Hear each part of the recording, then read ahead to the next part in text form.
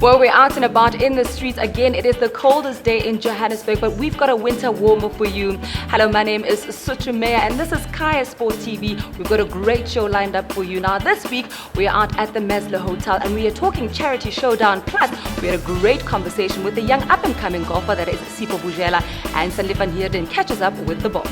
Well, we're at the Maslow Hotel in Sandton, and of course, it forms the backdrop of the Charity Showdown launch. And here's the teams you can expect to see in that tournament. It is Jomo Cosmos, Mamelodi Sundowns, Ajax Cape Town, as well as Amatak. So it's almost that time of the season, and here's what happened. Well, we're at the Maslow Hotel in Sandton. It is the launch of this season's Charity Showdown, and joining me right here on the couch is the Managing Director of Channels at ETV, and we are talking charity. Monde, thank you very much for joining us. Thank you for having me.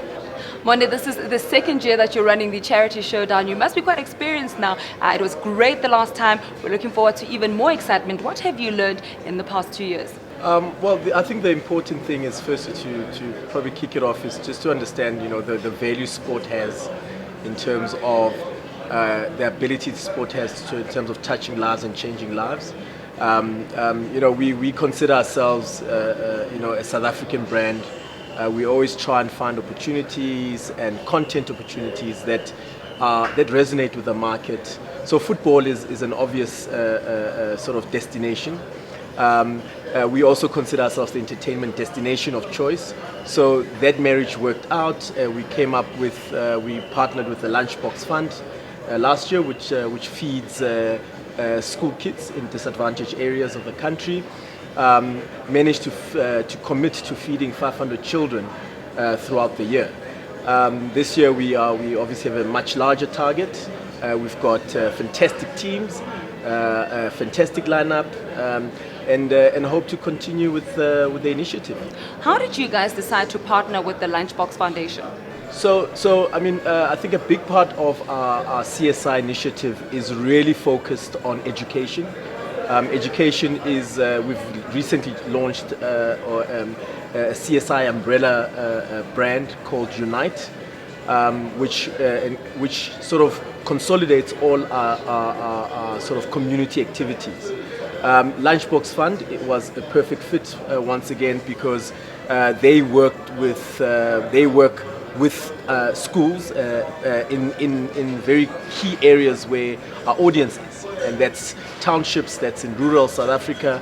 So I think in moving forward, we want to grow that partnership, but education is a big element that we're trying to, as a group, that we're trying to sort of spark some energy and emphasis. And another great partnership that you guys have forged has been with the City of Tshwane. Is that a long-term partnership? We're hoping that it's a long-term partnership. We are talking long-term partnership. They've come on board this year to facilitate the event. The event is being held in Atteridgeville, at the Super Stadium in Atteridgeville. So once again, it's taking part in communities that are our viewers. Making sure that we're giving back to those communities. We're encouraging development and growth and education in those communities. And the city shares the same vision. So we're quite humbled to have them on board this year, and are hoping at a 3-year partnership. Well, Monde, football in South Africa is very political, as it is in many other countries. So putting this tournament together, the Charity Showdown, did you find that there were any hurdles or any challenges that you had to go through, especially in terms of broadcasting football in South Africa? Listen, there's always hurdles, there's always challenges. But we've engaged all the stakeholders that are involved. We've engaged the teams. Obviously, in the league you have 16 teams in the league, so you'd had to spread the discussions and negotiations across the board, and sort of find the right balance and right interest, a right fit in terms of this year we have teams similarly to what we had last year. This year we had teams that are very exciting. It's a different crop of teams.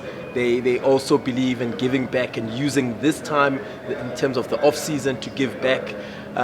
So listen, the challenges were there in terms of putting together the event, but we believe in the initiative, and congratulations to everyone involved, to be honest, from the city of Tshwane. The mayor of Tshwane was strategically involved with us. The PSL has been involved with us. And obviously the teams are involved in the initiative. So congratulations to everyone for pulling this off. We're looking forward to a fantastic day. Omondo, you have said it over and over and over again that this is a family event. So should I decide that I'm bringing my little one this weekend, what can we expect? It's more than just football on the day. It's about encouraging family fun. You know, I'm a great believer that a family that plays together stays together. You know, so you know, we're also hoping to see families. You know, parents must bring through their kids. We've got fantastic family fun zone. We'll have jumping castles. We'll have child miners. Looking after your kids if you want to be watching the football. We'll have ETV celebrities, so there'll be an opportunity for people to meet and greet the stars, you know, to meet and greet the football players, you know. So we'll have opportunities for just a typically fun South African outing. Well, thank you very much and good luck for this weekend. Thank you. Well, we're certainly looking forward to this tournament. It promises to be another fantastic one. So it's time for rugby, which means Sanle van Heerden was out there. He caught up with the Boks as they look ahead to the Rugby Championship.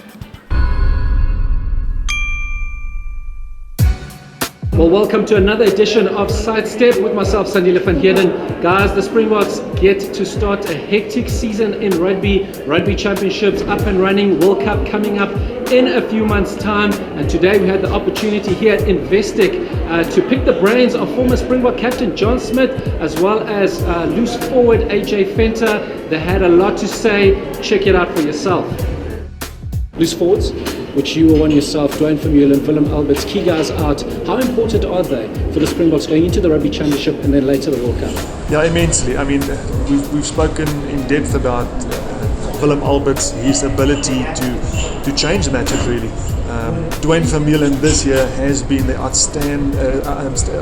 outstanding eighth man for the Tri-Nations. If they can't play, it will be a knock.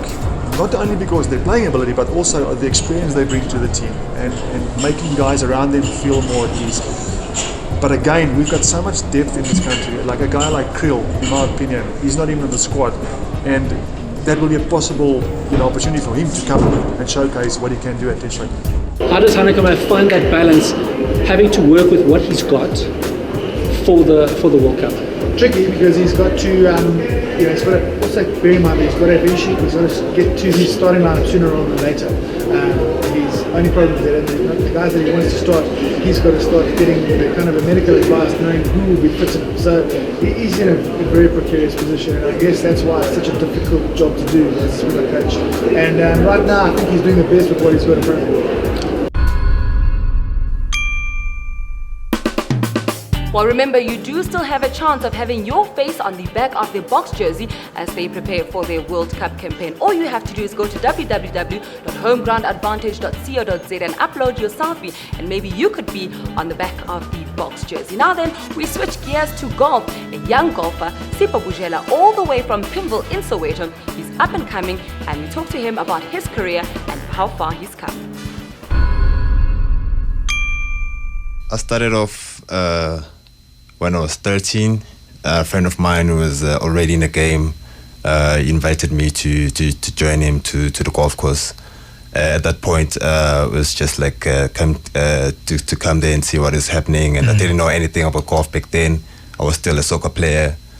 A good one or a bad one?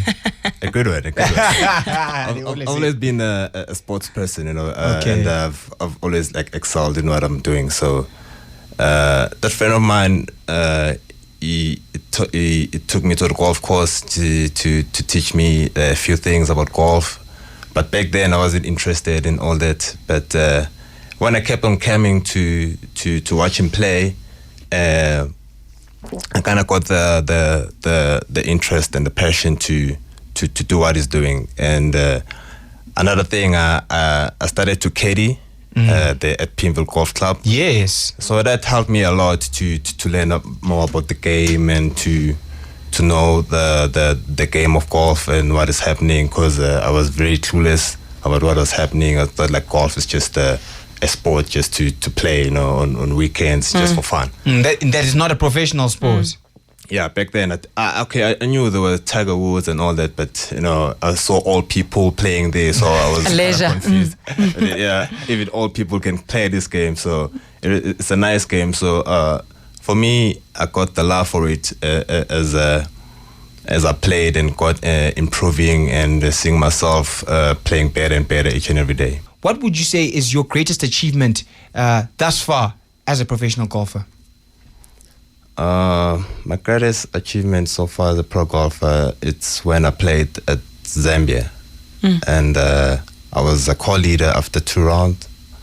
So to be in the lead, you know, in a tournament, in the big tournament, and big names there. So, and unfortunately, I didn't finish in top. I finished position 12, which was not bad. You still get some money for 12th position as well. Yeah, you do. You do. For making a card, you do get paid. Yes, exactly. Yeah. So that has been the biggest highlight for me as a pro, and I made 5 cards as my first year, which was 2013. Yeah. So that really is an achievement. Yeah, it is. It is an achievement. So, what are your aspirations as a golfer?